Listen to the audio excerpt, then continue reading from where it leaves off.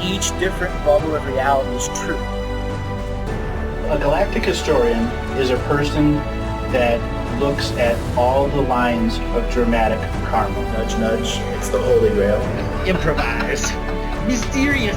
It's counter psychic intelligence. Why is DNA farming of this star cluster so important? Because we do manifest our reality. We do create our reality.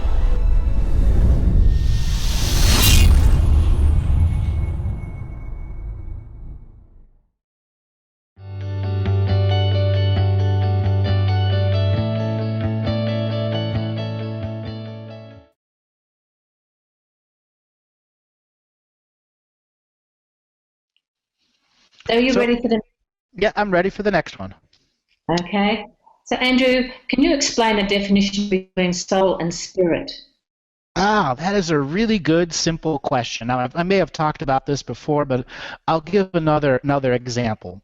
Our soul is the fuel our spirit uses to manifest in a physical body.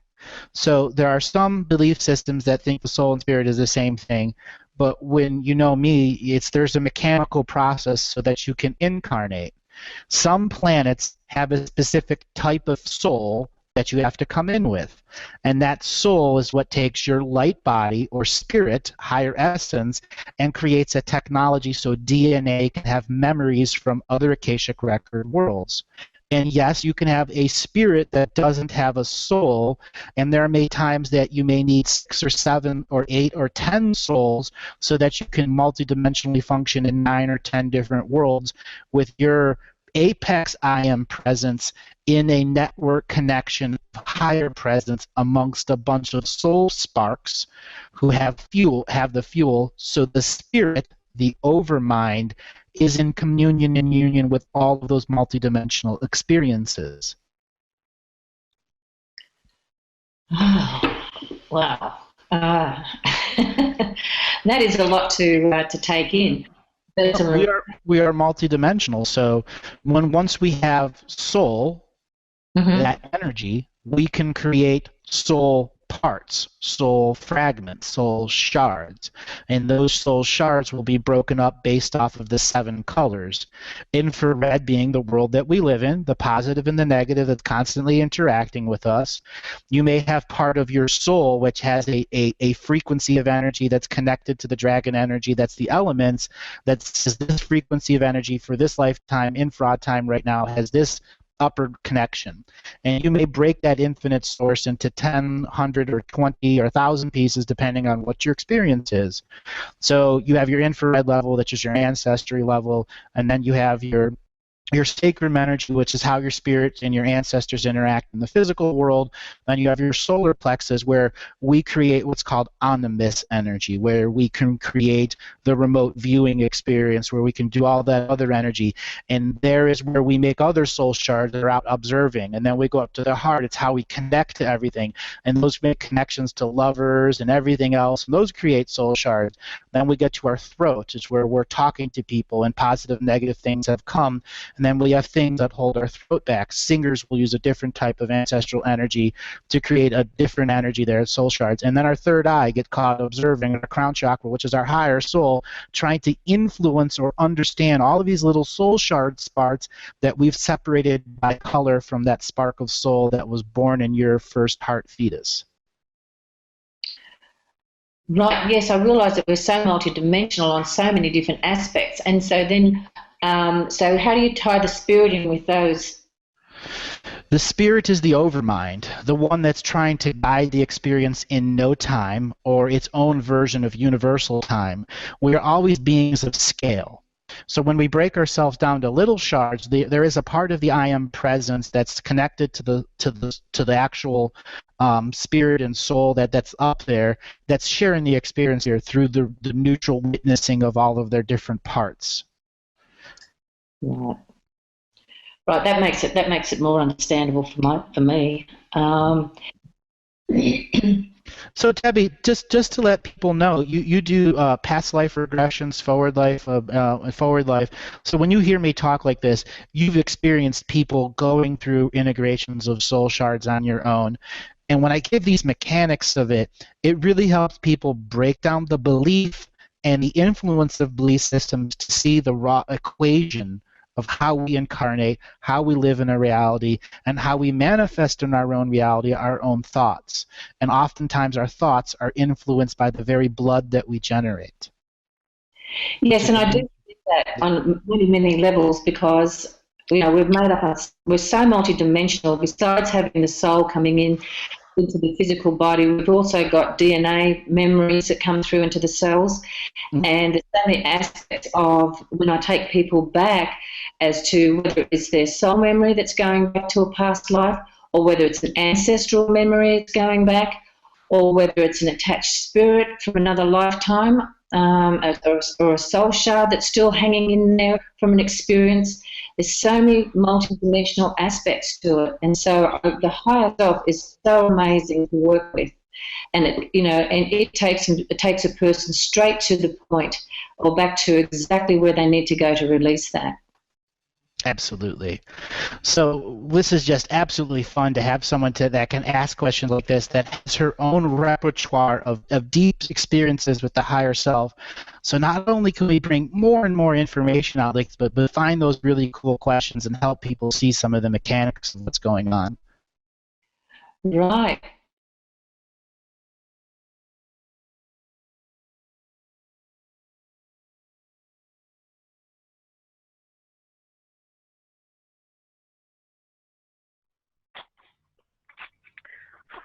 Okay, I've really been working with a lot of your advice on remembering more of my dreams, such as the journal and sleeping with the salt and getting another colonic on Saturday, doing a cleanse all month.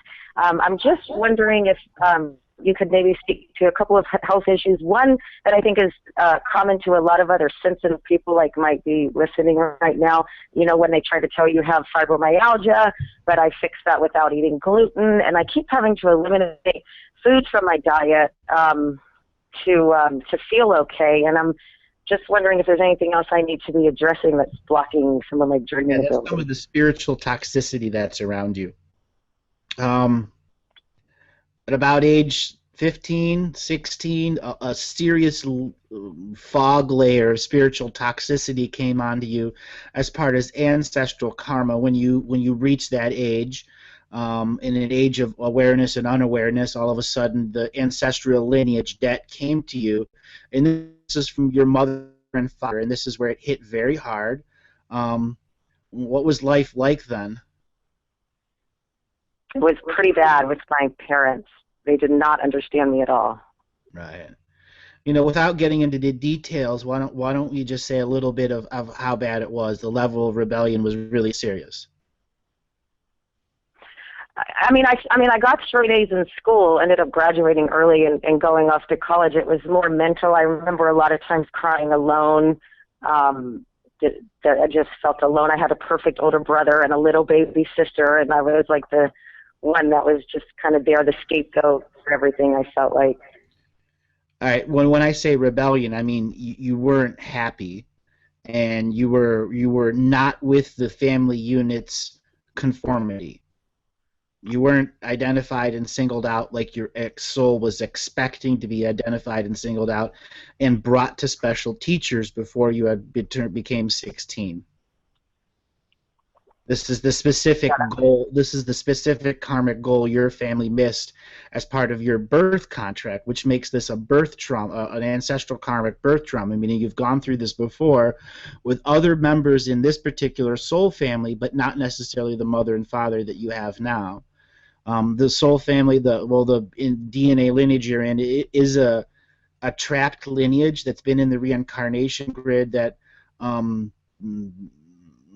generally works as a support structure for the military, the medical industry, and some of the other support systems that go with the medical industry, creations of tools and technology. But that's as the slave system. You've had many, many lifetimes where you're the person hauling the bodies out of the battlefield, or you're the doctor on the battlefield, or you're the shaman that heals the people after the war. That's what you got trapped into. You have lots of patriots in your family lineage, and that's going to be the other layer of your family lineage program that you don't want. You want to be an unlimited being.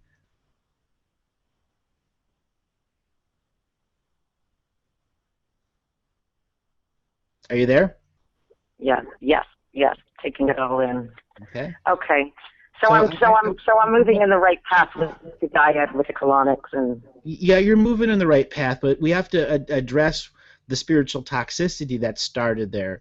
That's where you didn't get acknowledged for the spiritual psychic talents that were built inside you, and you didn't get the acknowledgement of the soul that you're a divinity path being, and that with the divinity path being you have a whole different set of rules that are for you, that you shouldn't be functioning in the matrix reality like this, because you can become so tied up in the matrix reality as your divinity path being, you could begin separating yourself out in the soul shards. And this is what you began doing by age 16, 17, 18. You had divested into a series of very intense friendships, where you began giving them a soul shard because these people were going through heavy states of psychic depression. And you began feeding them and never ever getting back the volume of energy that you gave them. yeah, that sounds very correct. Well, that's what we have to I change. feel like okay.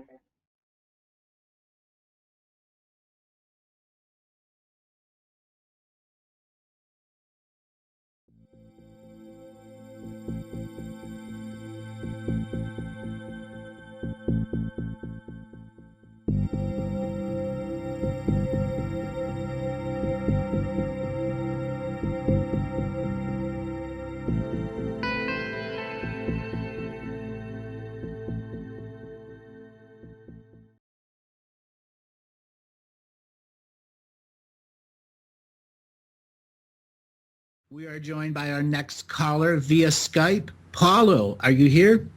Hello, yeah, I'm here. Can you hear me? Yep. Your name and where you're calling from? Yeah, my name is Paulo. I'm calling from London.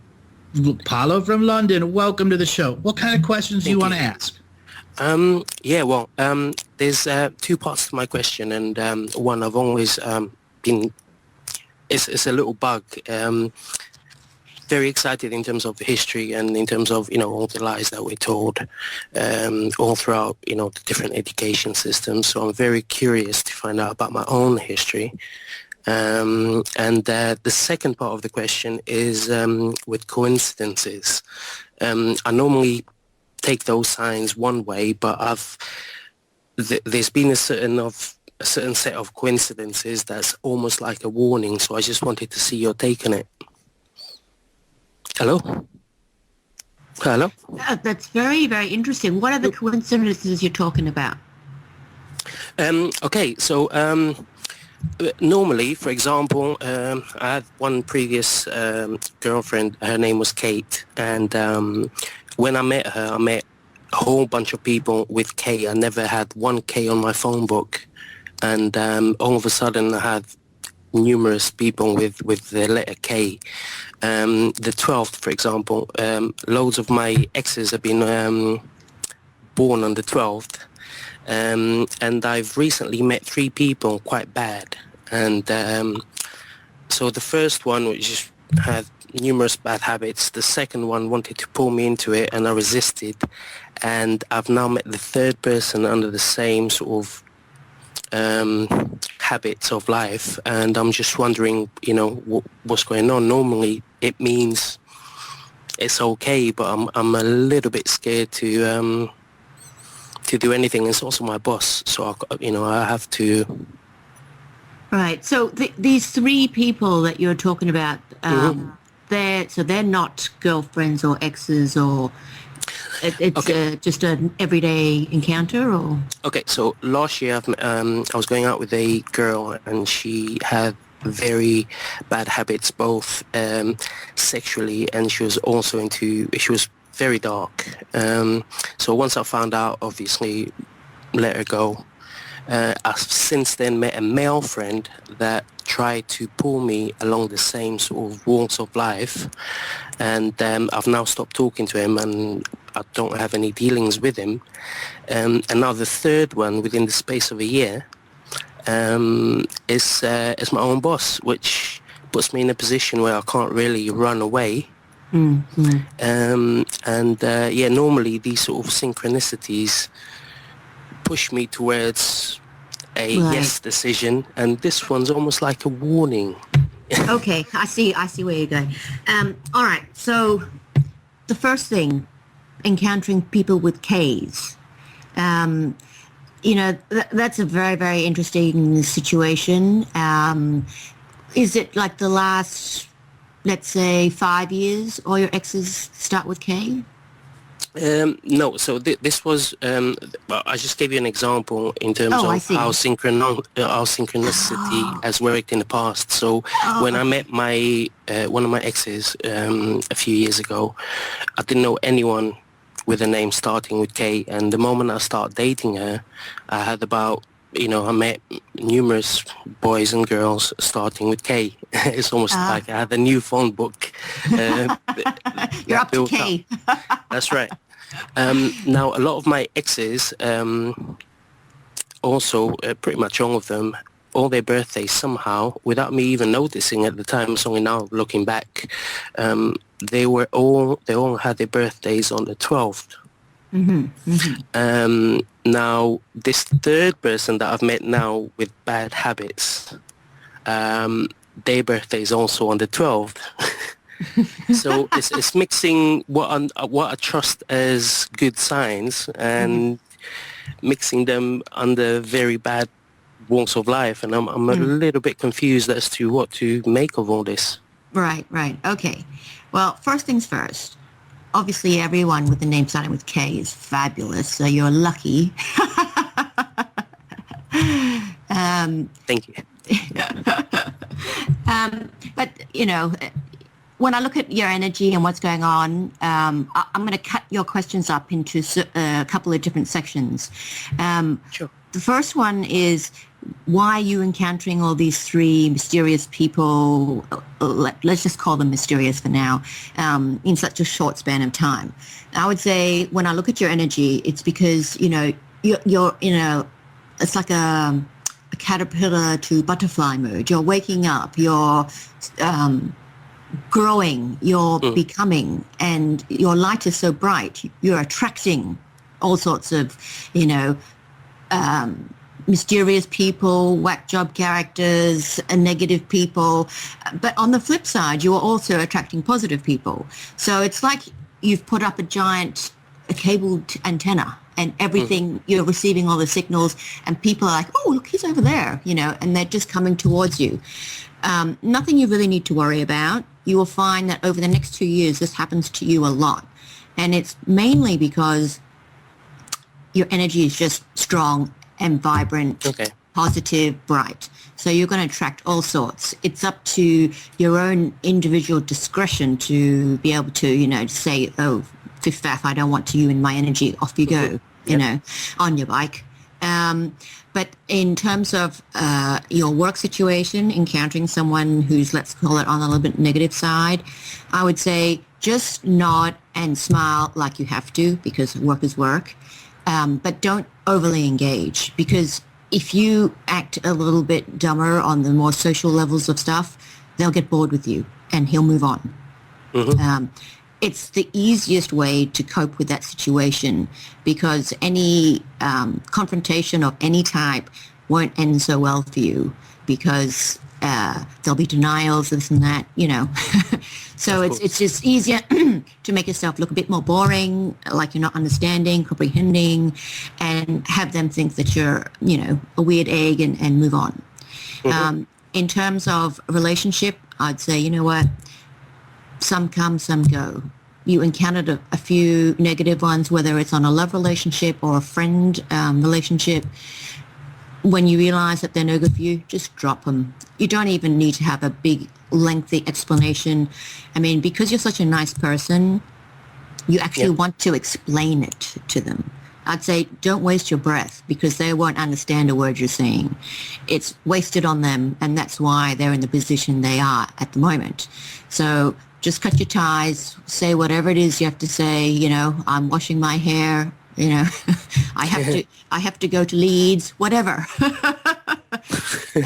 Just get rid of them. And that, when you formulate a way to do that, you will find it comes much easier for you over the next few years. And it's a very helpful tool for you to have, to know, you know what, I can do what I want. I can say what I want.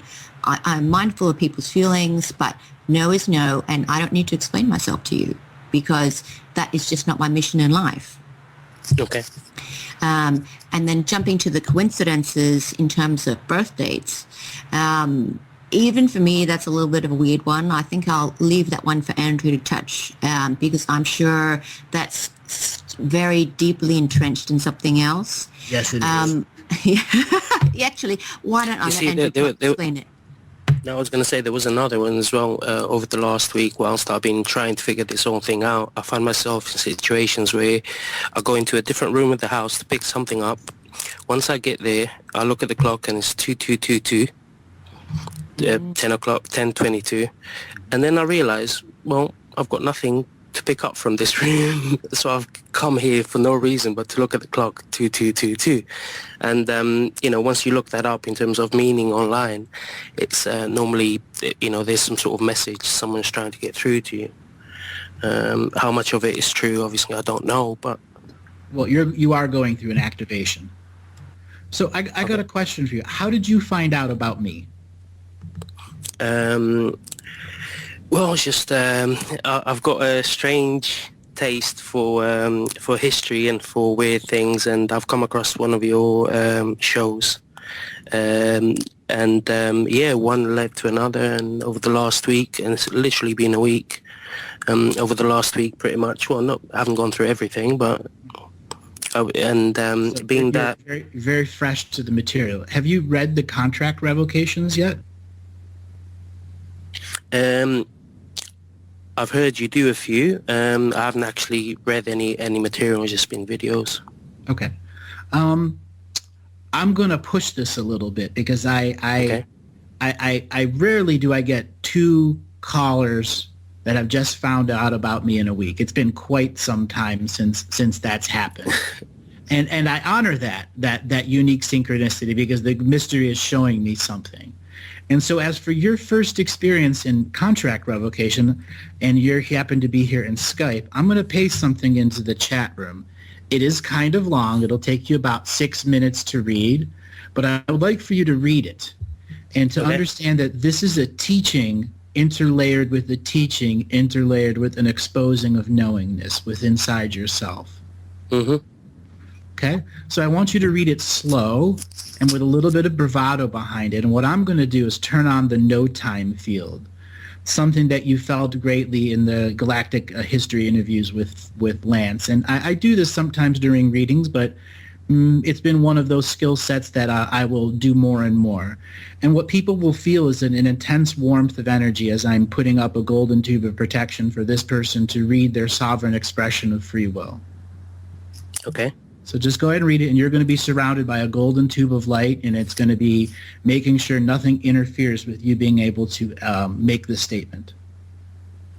Okay, and do I need to say it out loud or? Yeah, out loud, yes. I, in the ever-present moment of now, choose to form a multi-layered spiritual court of equity for the express sovereign purpose of reconnecting me with the soul shards who have been lost in time through the acts of others, disconnecting the social system of time from consciousness living on the surface earth. All beings who have erased, altered, destroyed, or redefined our history with false inflictions or perspectives foreign to our race memory are hereby given notice. Your services are no longer required. From this point forward and backwards through all perspective of time, I break all contracts and subsequent prediction-based contracts, I enact the universal claim of thought. What is your authentic signature frequency of universal place of state time, your soul spark come into existence? You have violated me for the last moment of ever-present moments. You are hereby banned and banished from all of my realities in all dimensions, time, streams, galaxies, and universes, and void space in which I exchange energy. I bind all acts against this. I am presence to every spiritual core of equity I have ever created. I enact the universal requirement of your source time frequency. Without it, you have no experience with me. You are not real. You do not exchange energy with beings who are not real. If at any point of time of the time matrix a form of consent was given, granted, or assumed by some hierarchical authority, that this I am presence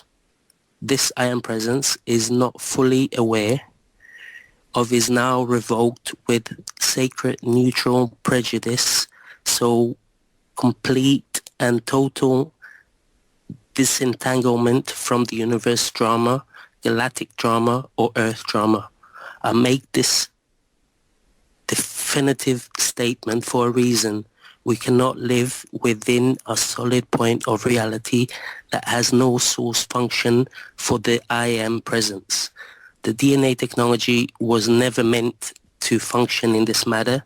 The proposal of gene engineering has created a paradox of self-incarnation and reincarnation that has created a separation of soul density that is not within the divine co-creative power of the self in equal co-creation with Earth Mother realms that are usually source time codes.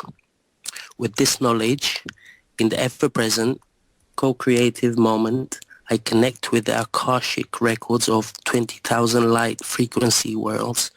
I assemble all source time codes from all non-linear concurrencies running spiritual courts of equity. I expand my knowingness to recognize all residual images of other soul family members outside this frequency of time. I now share with the all my call to all sources of sources. I call to my sacred space of eternal healing. I call to the four elements of Earth, Mother, Realm, Air, Fire, Earth, and Water. I call to the 7 directions that protects all sacred space of all unity, consciousness, and collective consciousness creations existing in Earth Mother's realms. I call forth all unified collective consciousness creations with the source identified authentic signature frequency of the universe, place of space, time, the collective consciousness creation came into existence. I call forth all ancestors of all true source relations to hold sacred neutral space in this multi-dimensional spiritual court of equity. I call forth all observers using unentangled observer technology that manipulates in 1, 2, or 3 degrees of separations. I connect all of you to all identified collective consciousness creation, so you may be observed by your 7 future generations. I call to my sacred medicine spread. The healer's tools have been laid out in ceremonial fashion. We, the dreamers of the southern skies, call out to this moment of I am recognition of ancestors on the blue road of spirit waiting for us to acknowledge their presence as I am being in a different form of time.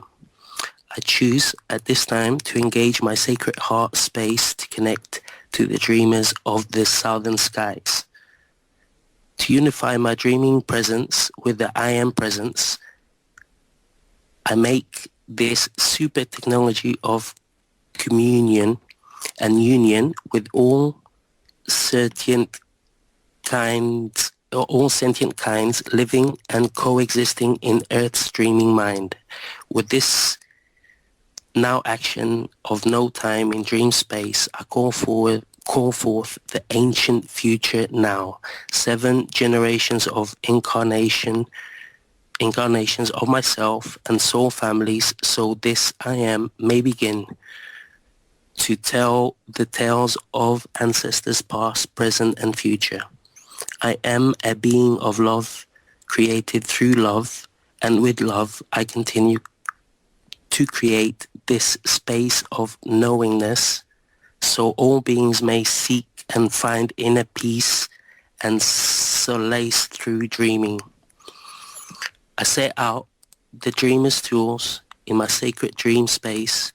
I set out the shaman's healing bowl, engraved ancient sequoia wood with pictographs of the turtles and the stars.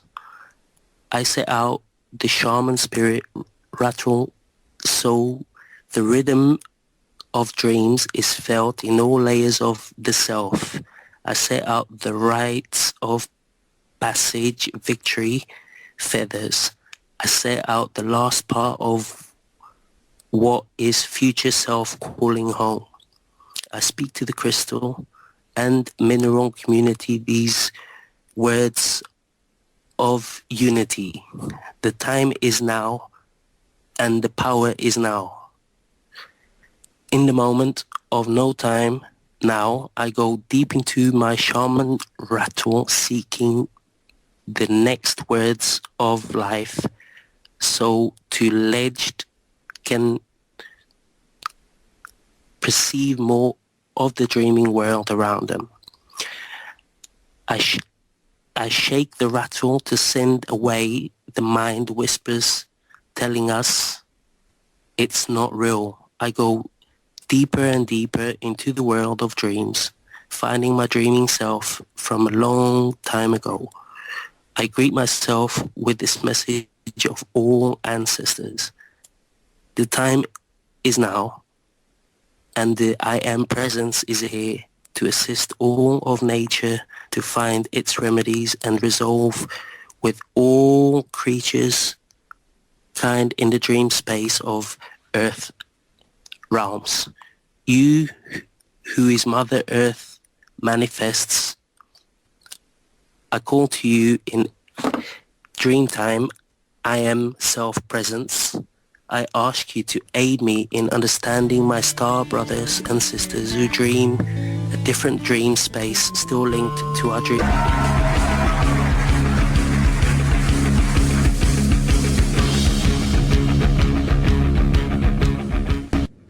And welcome back, everyone. Paula, are you there? Yeah, I'm here. Yep. Yeah, that took a little bit longer than I thought it would for you to read.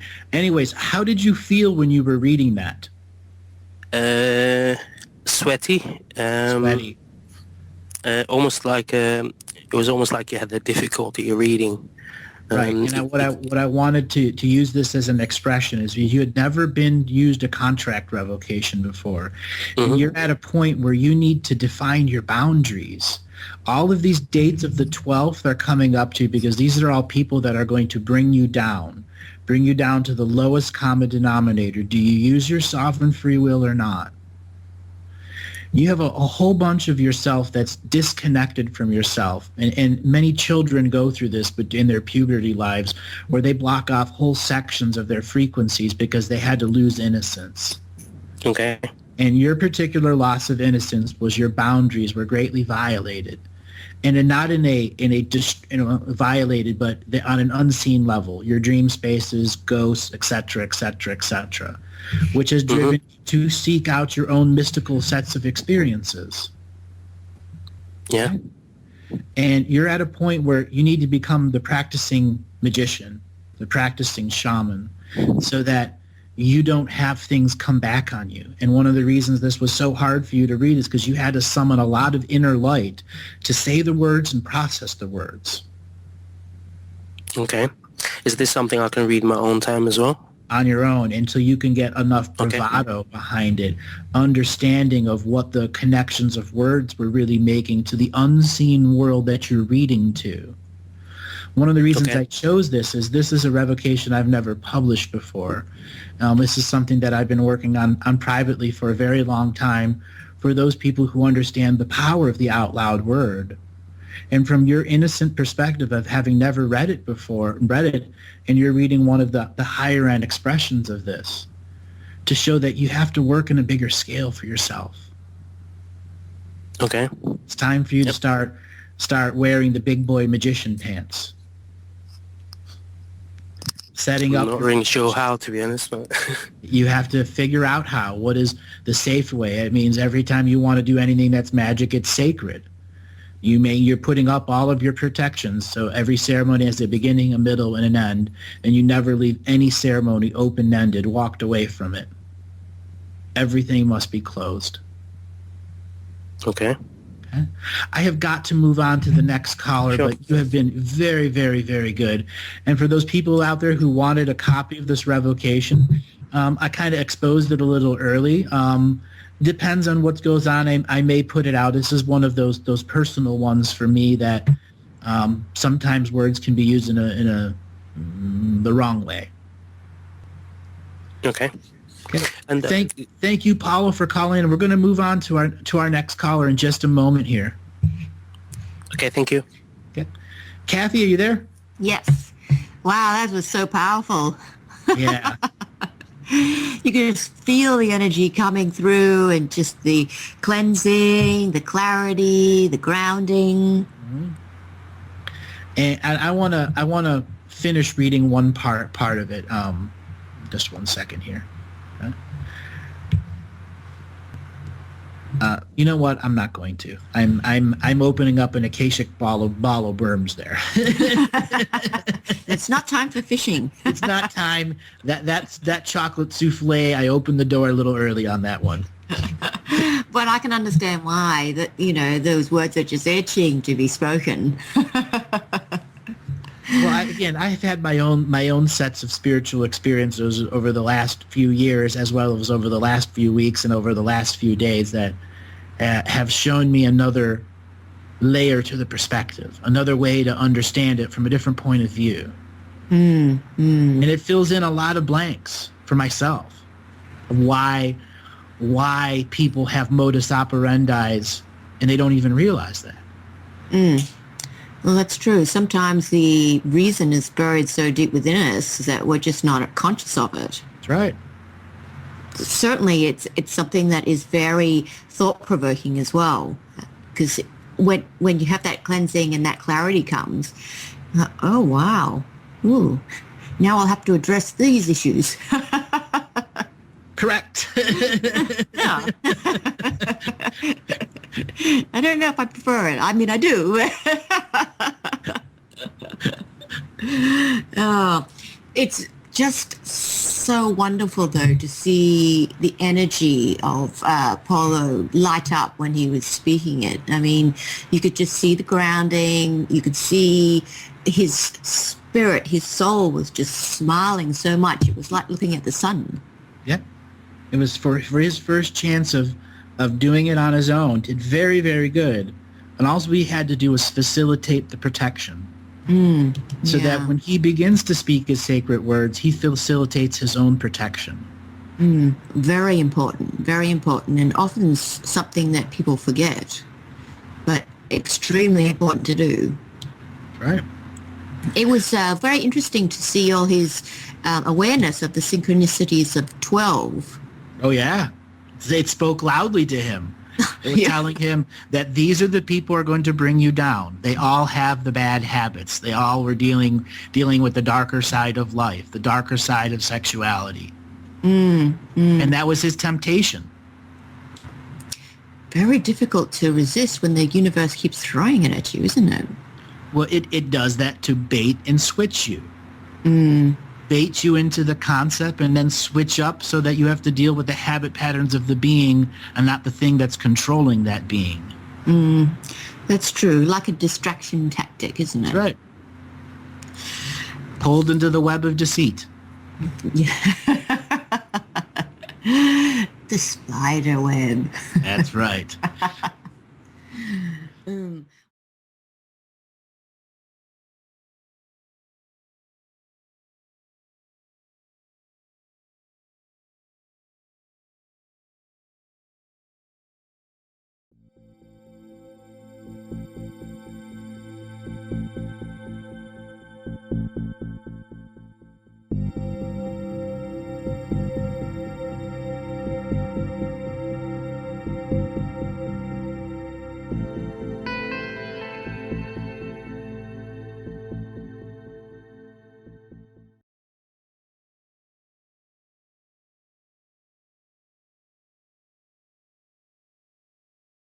So the next caller is Yeshe. Are you there?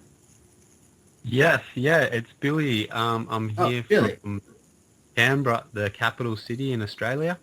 Very, very good. Welcome to the show. What kind of questions do you want to ask? So I just wanted to know my soul history and what I was bringing through this life for humanity. And Okay. What year were you born? 20th of May, 1986. Okay. Let me tune into your soul frequency. So right now you are not living just on this world. That's the first thing that we have to understand for context. So for what you're going to hear following this, there's you, and then there's 43 other versions of you living on 43 other different worlds, each with their own frequency of time, each with their own Akashic record, each with their own individual purpose, each with their own future in mind that is in unawareness of your existence here on Earth. Wow. Does that make sense to you? Yes, completely. Okay. Yeah. Your purpose this lifetime is to make those other versions of yourself aware that you exist and that you are not here to be in competition with them. Your whole purpose of coming to Earth was to go through a massive reunification of soul shards that you had to purposely let go during the Lemurian timeline wars 38 million years ago. Parts of yourself that had become the worst zealot of zealots.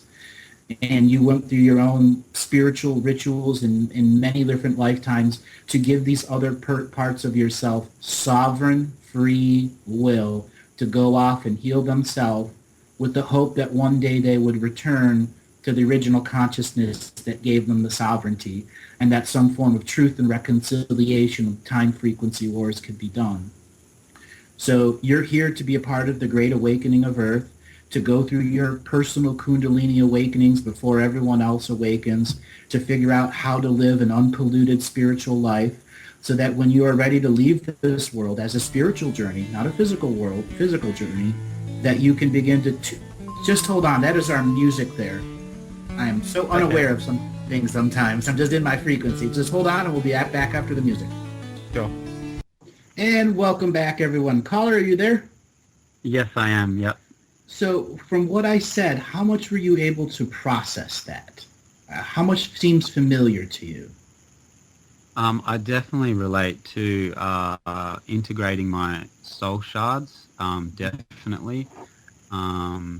I feel that I sort of have been doing that with the fire ceremonies and revocations. Yep. So the next layer of information here for you is to understand that these external soul shards that know you do not exist, they have been under the belief for at least 30 million years that they were the original soul frequency and time stream of the consciousness that created them.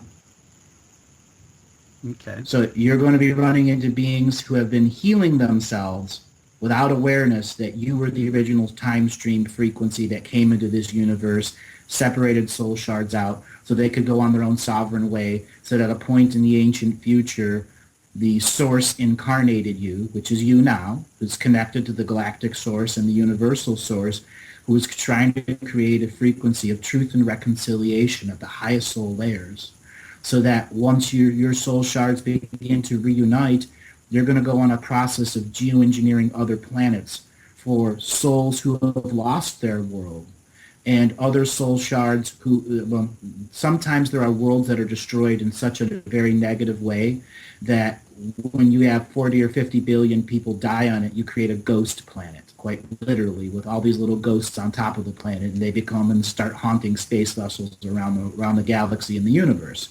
And you're going to be one of those people who's going to geoengineer places so these ghost planets and the ghosts on them have like a graveyard to go to. Wow. Okay.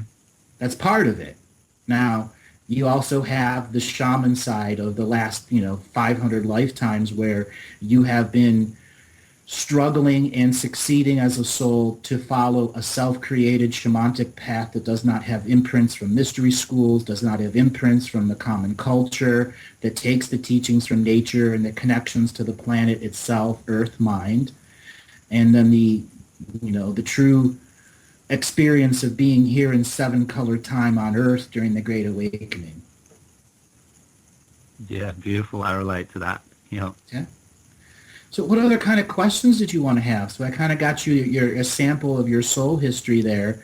You do have spiritual journeying ahead for you. That's going to be a given. A given. Yeah. Learning how to do that, that's one of those discipline choices. It does mean a life change for you, a lifestyle change. You can no longer do anything spiritual in a recreational process. It has to be sacred. You have to make that choice. Otherwise, you're just going to really cause great harm to yourself in the long term. Yeah, that's exactly what I've been doing. It's just, keeping everything, creating everything as sacred. Right. So I want to bring Kathy in here now and add additional perspective. And then when she's done, I'm going to add some more layers that really will help you and a lot of others. Hi, Billy. Can I ask you what's been going on for you just like this week? Just this week? I have been putting my focus from the future and sort of what I wanted to do with myself, and more just being present and sort of listening to my guides, and sort of trying to put information out on my Facebook and stuff that is really going to help a lot of people with the energies and the stuff that's happening at the moment. Like, would you say that the past week you've been doing a lot of work, like meditation, very in your head? Yep. Okay. I was just thinking that must be a better word than spiritual. I'm asking you this question because to me it seems like this past week you're having a lot of out-of-body experiences. And I would say that's totally okay, but I would like you to spend a little bit of time with grounding, because I think sometimes when you start this habit of getting out of body a lot, you need to have the habit of the grounding so that you can snap back when you want to, because very often when you are out of body and observing or doing whatever it is you're doing, you will find that you get distracted by things that you encounter in whatever shape or form. And then while you're distracted, you're not, your connection to your body isn't super strong. So in these scenarios, it is a little bit dodgy because your physical body is a little bit unprotected. So if you do, notice something, you need to be able to snap back just like that. You need to have very strong grounding because your ability to jump out of your body is too strong, but the recall is weak, to summarize that. Does that make sense? Yes, completely. Yep. Okay, well, that's good. I mean, that was just the first thing that jumped out at me. So I was thinking, what have you been doing? But when I look at your energy, I think at the moment you're in a time of, great discovery, but it's also a turbulent time. You're going to find that the rest of the year, a lot of things are going to happen that, it's not chaotic, but a lot of things happen that make you turn all the time. You're like, what? Like, what? And it's no matter what you do, this year is going to hold that for you. So again, the grounding is going to be important, but it's also important for you to be able to distinguish what is a distraction and what is important. Because there's so much that comes up for you, it's going to be very easy if you get distracted from what you're doing, whether it's doing the great work or if it's just, getting to work, whatever it is. You'll get easily distracted. And when you do get distracted, that's the times where chaos will happen. So you need to stay a little bit more, focus more, I guess, on the straight and narrow. Don't keep looking around.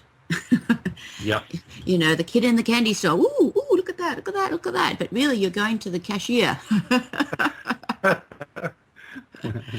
And I also look around you on your own life. I see that there is some imbalance with your relationships, your personal relationships. What you'll find that over the next 2 months, a lot of that will sort itself out, and there'll be a lot more balance, a lot more harmony.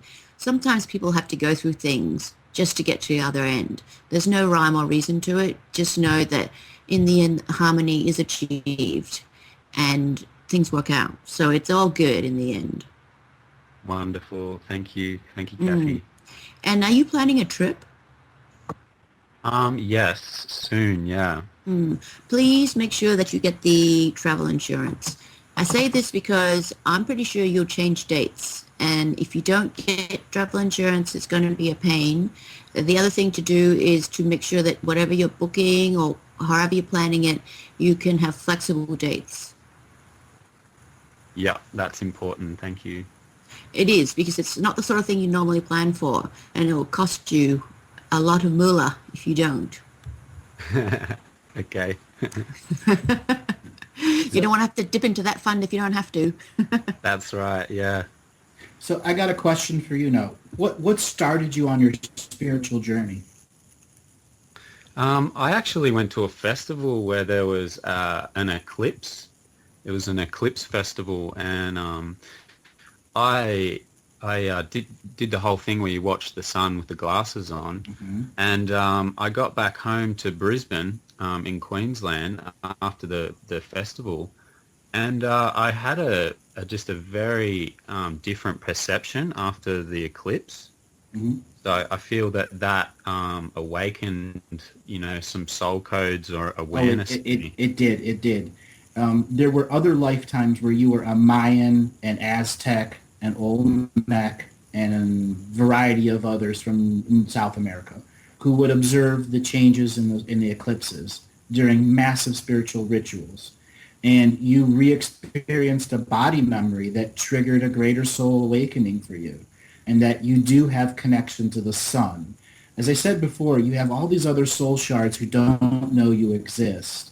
And it'll be your spiritual journeying to our sun, and then creating a companionship with some of these sun entities who will then bring these messages in what's called 1 degree of separation into those other beings who don't know you exist, so that they can begin their journey into their own Akashic records to uncover what went on in the creation of the sovereign soul shard that's separate of the time stream that's you.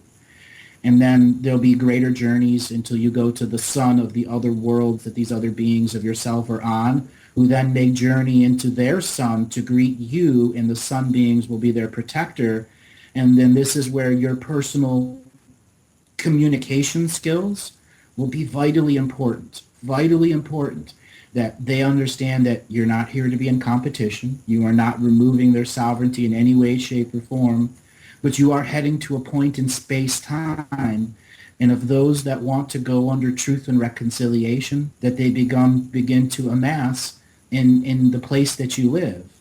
And some of these will actually trigger physical beings to get into physical spaceships and to travel to our part of the galaxy to begin to search for you, so that you can start a truth and reconciliation ceremony for your soul and all the processes you went through in timeline genocides.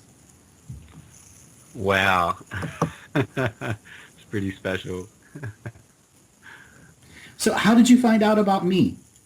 So there was, I think about 2 years ago, I stumbled across a YouTube thing that you were talking with a bunch of people on a radio, and I got really interested and sort of got distracted, and then I saw another YouTube thing with you talking about something, and from then on, it was about a year and a half ago, I think, around that area. From then on, I just followed everything that you'd put out, and I just had an amazing resonance with everything that you were saying.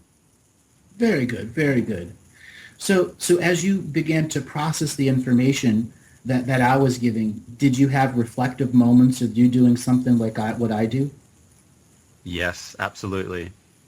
Well, you are going to be doing something like I do. Yeah. And this is where you have to understand the separation of densities. Like with the first caller we had, you have to make sure nothing is recreational anymore if it's your spiritual work. And you have to change your life to adhere to that. And there will be friends who want to say, let's go to the pub, let's go to the bar. And you can still go to the pub and the bar. You can only do it about once a month now. And a little more than 6 or 7 or 8 months from now, it'll be lucky if you do it once every 4 months or once a year, because they are too dirty of environments for you. Yes, I feel that completely. Okay. So you need to start figuring out how you can have recreational time that isn't spirituality. That is your absolute most fundamental thing that you do. Clean energy environments. And how do I have fun when I'm not doing my spiritual journeying? You are a multidimensional, multifunctional being, and you will continue your spiritual process. But at those times where you're low on energy and you know you can't keep popping out of your body, like Kathy was saying, you have to tell your body, I need to reserve my energy so I can go out to the beach and fish or go out with my friends and just have a good old time, and then come back to my spiritual process in a sacred format and say, this is what I've learned. Beautiful. Yeah, I completely feel that. I have been struggling with finding friends that I can socialize with and, sort of do the stuff that you would do, sort of not so spiritual. But, I've yet to find people that I can connect with without sort of having the karmic energies and stuff cross over. Mm-hmm. Well, I want to bring Kathy back in here to talk about friends and how friends come in and out of our life for you. I think as a woman's perspective, it's going to be far more in-depth for you. Okay. Yeah, Billy, when I look at you and personal relationships, friends, and let's say the camaraderie, it seems that, number one, you're in an area that is quite difficult. I mean, it's location, geographical. There aren't as many like-minded people or ones that you want to hang out with in your locations. So it really puts up a big challenge in terms of physically having friends that you could go out with. I think that one of the things that I'm seeing is you will find good buddies to, let's call it, hang with in the most random and unexpected of places. And what this means is, when you're taking a walk in the park, you're sitting there having your lunch, have a look around. There's someone there that's always there at the same time as you, and even in this day where people say don't talk to strangers, etc., you find that it's quite easy to strike up conversations with people in these scenarios because they're having the same issues that you're having, which is why they're in the same place that you are. So, I mean, that's just one example. But rather than go to more traditional places, let's say pub or work, or the Y to look for friends, look at what you do every day, what your habits are, and which places do you go to that are on a regular basis, because there are people around you that are of like mind and are a lot of fun. It's just that you don't know them. So be creative in your striking up conversations with people that in the most weird, not weird, but unexpected of places. Okay, yeah. I know it's weird. I mean, asking someone to approach someone in the park, say, can I share lunch with you, seems a bit weird in this day and age. But they're there for the same reason you are. And most people, that when they see you there all the time too, they recognize you. It's not as weird or as, I don't know what the right word is, really. It's not as weird as one would think, because you are familiar to them as they are to you, yet you don't know each other. It's almost like, two strangers on a train striking up a conversation that go to work every day on the same train, that kind of thing. Yeah. Of course, without plotting the murder of someone.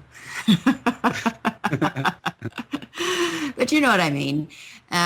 Because it's the traditional places that you will not find people that you can bond with in the way that you're looking for. I mean, you can find people that can hang out, but then, they don't have the same interest or that search for knowledge the same as you do. So even though you might get along, you're back at point zero at the end of the day. Yeah.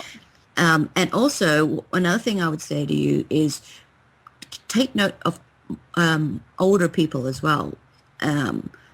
Like even people that you would have as your nana, that kind of age.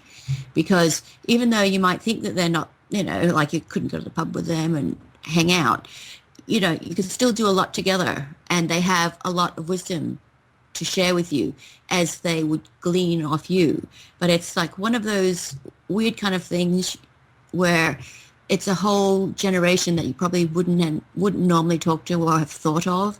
But at the same time, it can be very fulfilling for you. And especially with the life that you're creating for yourself now and where you're going, you will find it very helpful, because even in your down times, they come up with some gems that you're just like, oh, well, yeah, I've got nothing to complain about.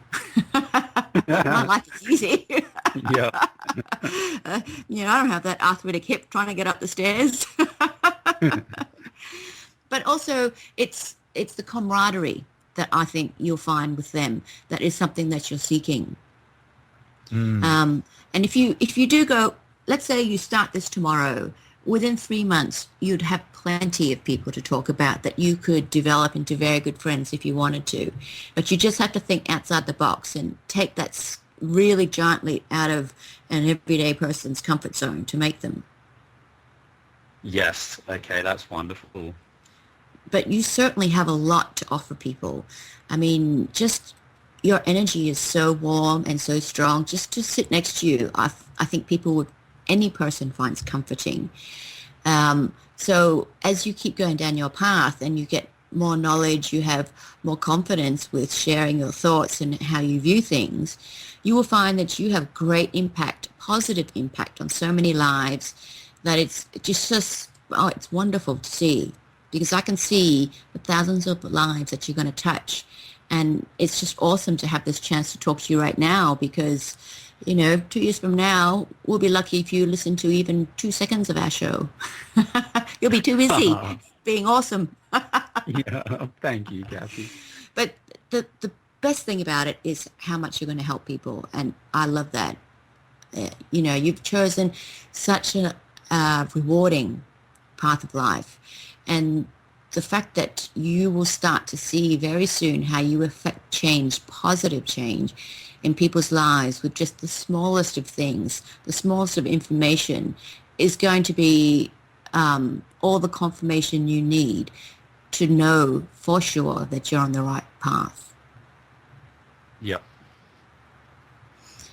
Also, do you have like a nephew or something, or someone I've close to got, you, like younger? yeah, I live with my brother. Does he have a son? No, no, I've What got, is the age difference between you and your brother? my brother's 18, so, and I'm 29, so he's a bit younger. Hmm. Okay. Well, let me put it like this. I see someone, a young man that's related to you. I would have guessed nephew, but it could possibly be younger brother. You can just apply the info. To me, it looks like he's going to come up for some hard times, emotionally and in terms of self-esteem, loneliness, things like this. A lot of this is because of his own doing. It'll be his behavior has put him in this situation. He needs to learn to adapt and to play well with others. When he learns this lesson, there'll be no stopping him. He can be fulfilled, happy, have loads of buddies, but he needs to learn some life lessons. The best you can do for him is just subtly point these things out if you're asked. Don't give unsolicited observations because they will not be taken well. That's right. Yep. But just know that he will learn that lesson. It's a tough lesson to learn, and it's hard to watch younger kids when they making these mistakes, and you just want to shake them. Yeah. But all you can do is just be there, guide him where possible, but know that it will happen. The odds are it will take a while for him to wake up, but it will happen. So that's a good thing. Yeah. Yeah, that's Yeah. wonderful.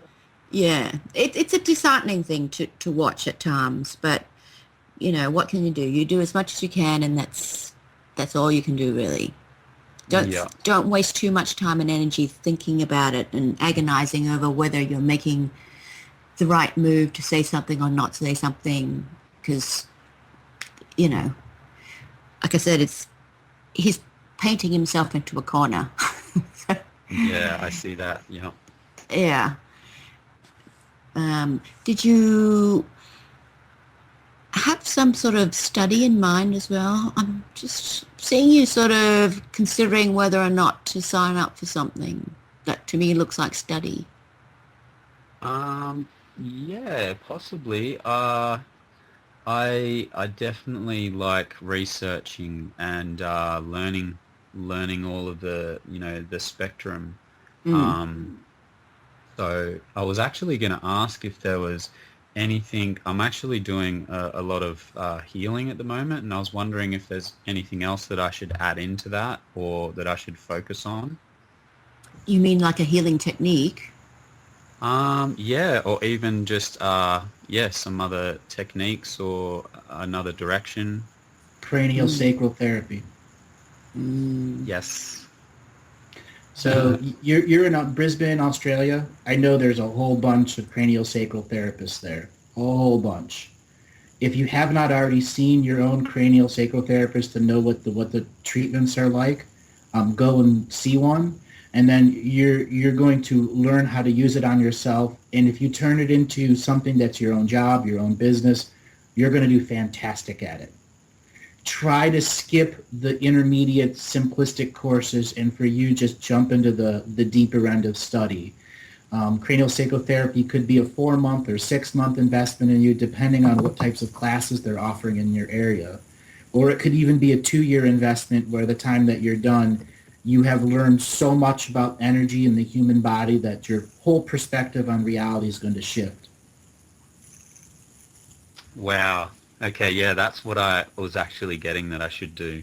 And So, with the amount of soul shards that you're going to be integrating, when you start working on other people, cranial sacral therapy is, the beginning stage of soul shard integration and journeying. It's just inevitable when you're healing the tailbone and the neck that you're going to start having those spiritual experiences. And knowing that stuff by working on other people will give you the verbiage and the spiritual chutzpah to deal with your soul shards that are unaware of you in other worlds.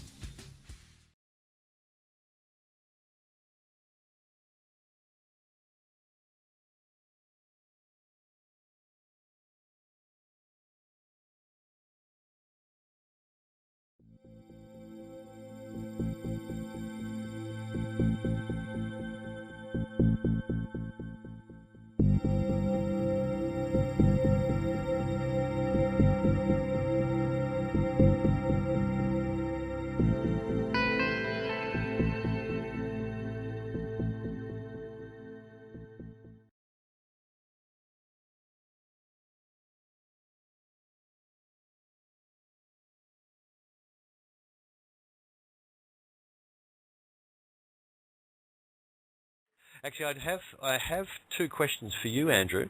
Sure. Just to start off the questioning part of it, this came up yesterday. Someone wanted to know where the name Galactic Historian came from. Whose idea was that? That's a really good question. That stems back to a philosophical organization that stemmed from the Arcturian and Andromedan.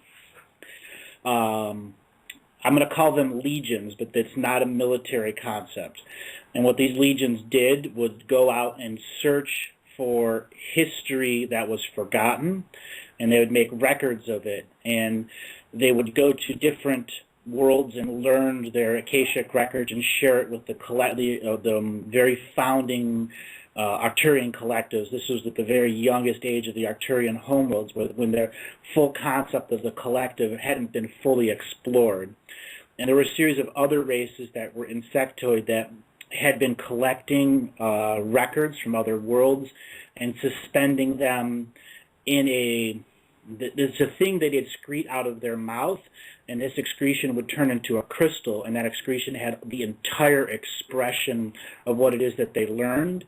And they shared this psychic technology with the Arcturians, who bred it into their Weaver crystals, so that they could go to a world and literally get a copy of the Akashic record of that world.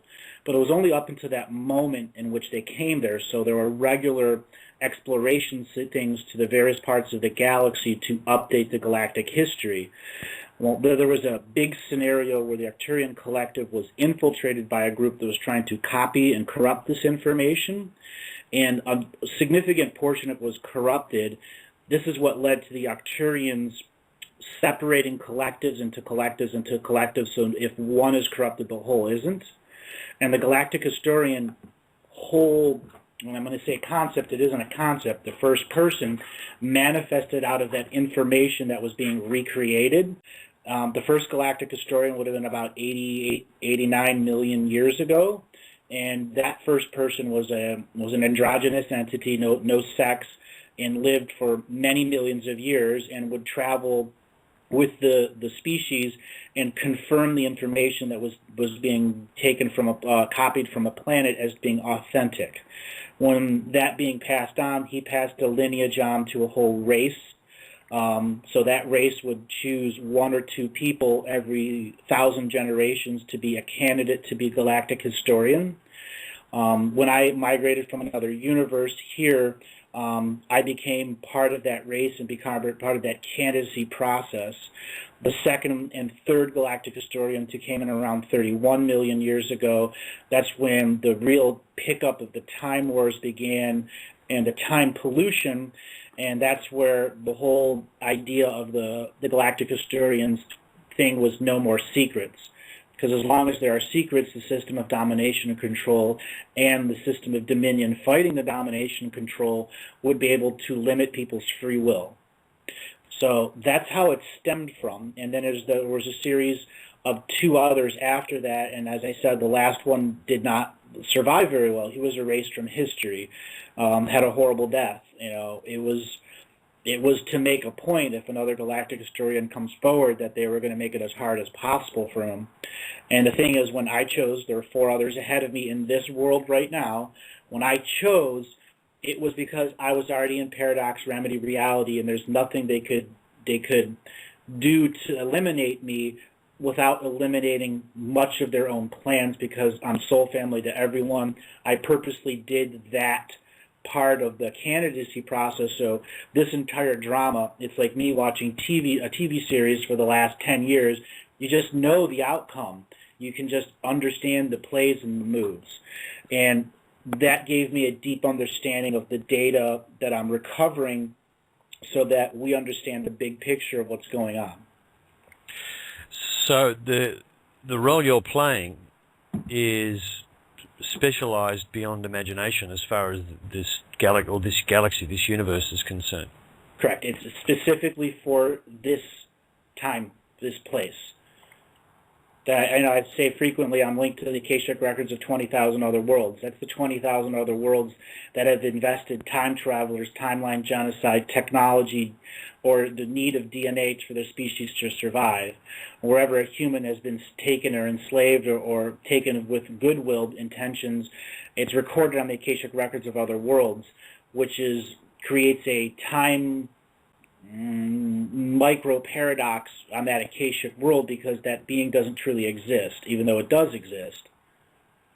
That's how the timeline pollution has changed, and that's the purpose of the Galactic Historian, is to go into the deepest depths of this scenario and this timeline to explain to all the races that are working out there. For every person you've taken off this planet, you have spread the time pollution beyond the walls of this planet, of the solar system. Do races like the Lemurians that we currently have been discussing in relation to their activities on the timeline, are they aware of you and your role in history as well as you now? They are aware of who I am, and there's been a significant amount of conversations, both positive, negative, and neutral.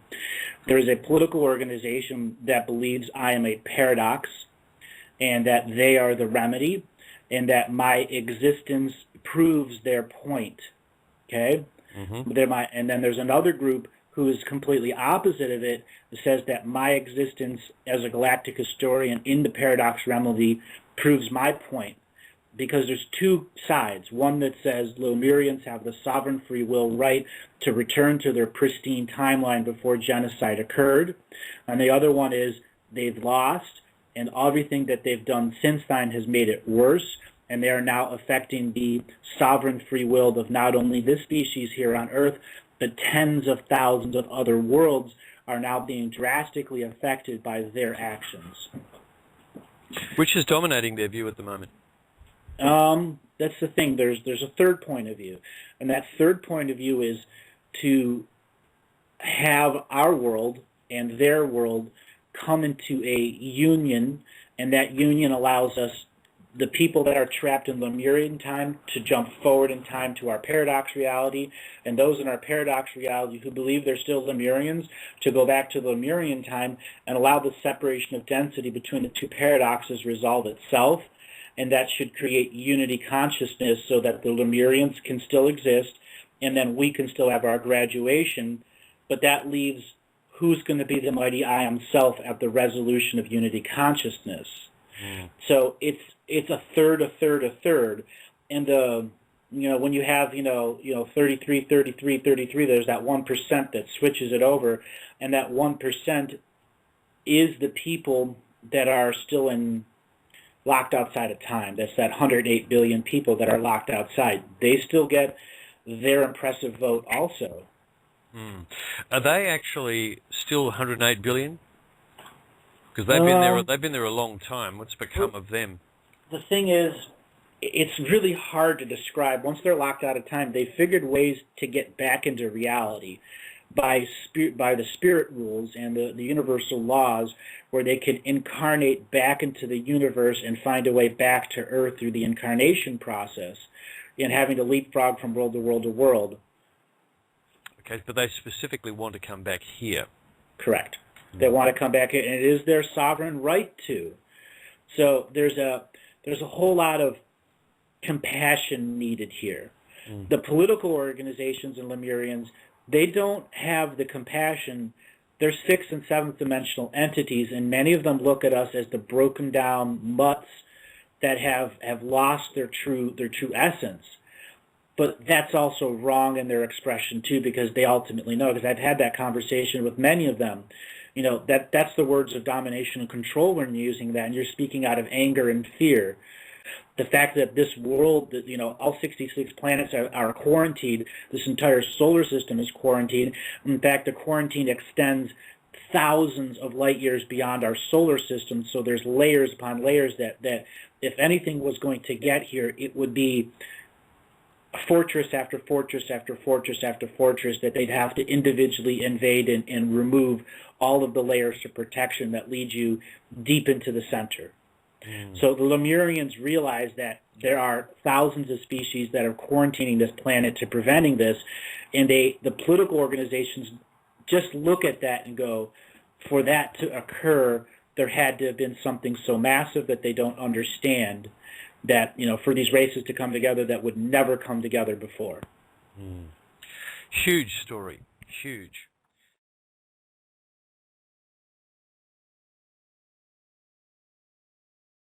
Because our race doesn't know how to create courts of equity, spiritual courts of equity. And it's been because it's taken away by when our oral traditions were taken away. And the indigenous tribes were murdered intentionally and replaced with all the pipe holders too. And the courts that we presently have. Because the pipe was the presence of the court. So when they shared a pipe in court and in council, that pipe was could be psychometry, could be used on it to prove that there was a court then, court with earth.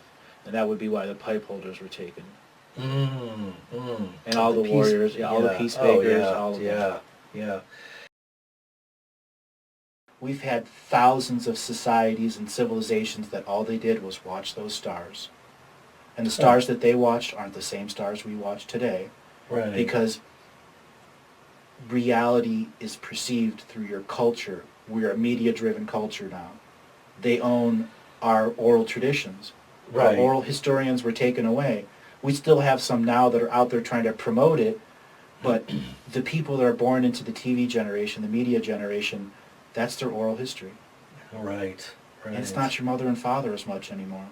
Right. That's where it has to change. People like me coming out and doing the oral recording of the Akashic Record. Right. Not in a trance. You can communicate and talk to me. I'm a real person.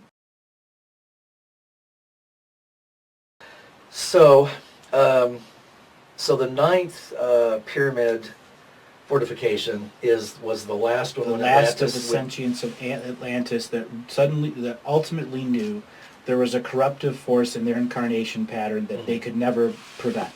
That no matter what they did, the volume that was there, no matter what time wars they did, there was no chance for them to go back to the beginning and change it.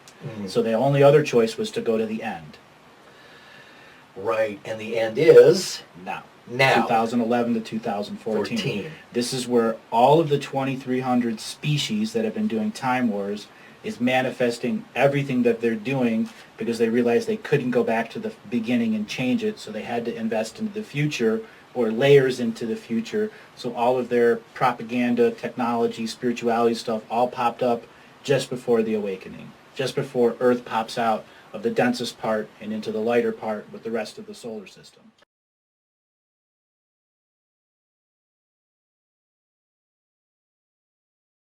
You know, even though he's extremely informationally based, it all comes down to the same core that I believe in, that this is a creation from the inside out. We're not at the mercy of anything outside of this sphere of Earth, that we're creating our own time here, that we're in our own zone here, and that, yeah, we basically got to clean up, and we agreed on that point. And the point that he stated that the dark, if you want to call them that have X amount of control, they're not going to relinquish it. Period. End of discussion. You can't love light them out of it. You can't just sit there and send love and wave your pom-poms. You just got to take action, actually. Exactly. Oh, it'll be wonderful. There's something I say. The cheerleaders don't win the football game. The players do. Yeah. You've got that. Re-establishment of free will seems to be the theme underlying Andrew's work and Peter and Michael's work, and different methodologies, but the actual project is the same.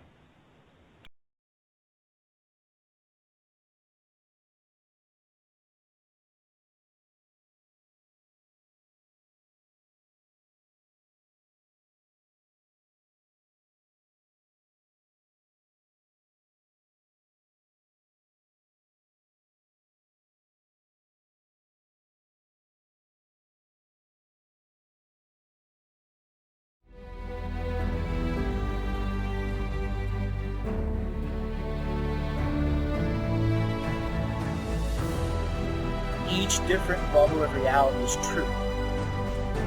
A galactic historian is a person that looks at all the lines of dramatic karma. Nudge, nudge, it's the Holy Grail.